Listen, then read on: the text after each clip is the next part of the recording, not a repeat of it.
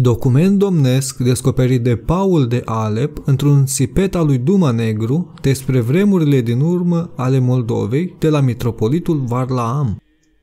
După plecarea mitropoliților fanarioți, vor urma oameni nevrednici la scaunul Moldovei care vor încerca să vândă dreapta credință. Amestecurile de credință drept măritoare cu cele papistașe și păgânești nu vor mai fi considerate ca o urăciune și o urgie înaintea lui Dumnezeu.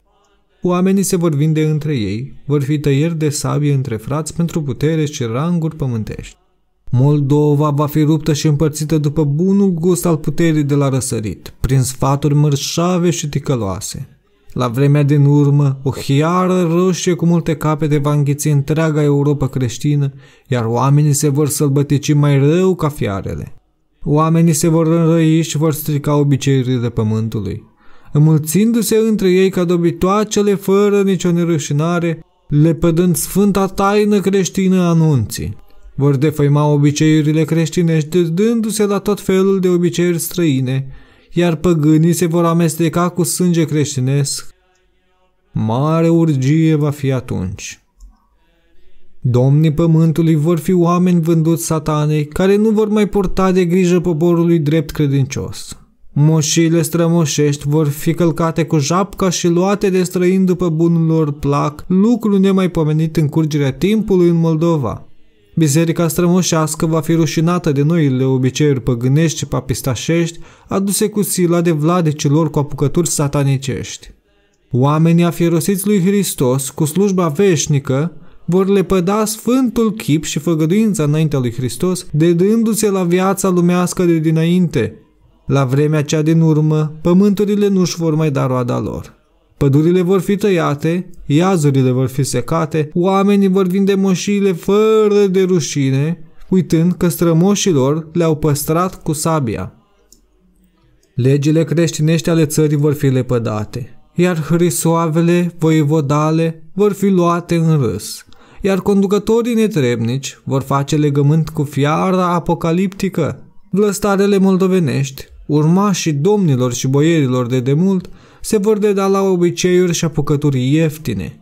Bărbații vor schimba obiceiul dumnezeiesc al demnităților și se vor acoperi în straie femeiești, iar femeile vor umbla precum bărbații. Adunările din sărbători și toate obiceiurile pământului vor fi schimbate în obiceiuri și apucături sălbatice, păgânești, aducând în Moldova, în locul jocului de sărbătoare, jocuri de la sălbatici. La vremea de apoi, pe pământurile Moldovei va domni sărăcia, jalea, moartea, spaima, frica și omul nu va mai fi stăpân în bătătura lui. Vor pune domnii pământului biruri și legi cum n-au mai fost de la întemeierea Moldovei. Vor pune biruri și pe aerul lăsat de Dumnezeu. Hiarele pământului și păsările și toate dobitoacele își vor schimba firea lor și vor apărea alte feluri de dobitoace iscodite după mintea omului, care vor fi slabe la trup și fără de folos.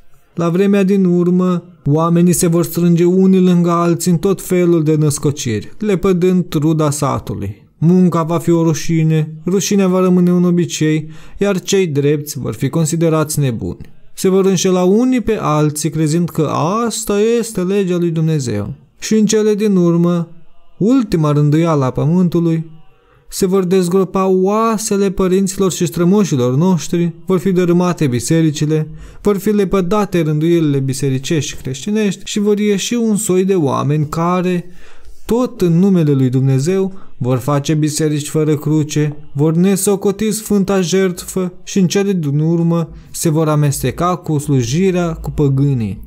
Așa arată Apocalipsa Sfintei Cărți a Scripturii, că la vremea din urmă, când veți vedea urăciunea pustuirii în locul cel sfânt, războaie pe alocurea, urgiile și uciderile între oameni, lepădarea pruncilor din pântecele femeiești și oameni căutând liniștea de la un capăt al altuia al pământului, când graiurile se vor amesteca ca altădată în Babilon și sfârșitul va fi aproape. Moldova cea frumoasă și bogată, plină de daruri dumnezeiești, plină de locașuri sfinte, plină de oameni harnici și credincioși, va cădea în mâinile păgânilor și a necredincioșilor. Iar căderea ei va fi mai grea decât căderea Constantinopolului din vremea măritului nostru domn Ștefan cel Mare și Sfânt.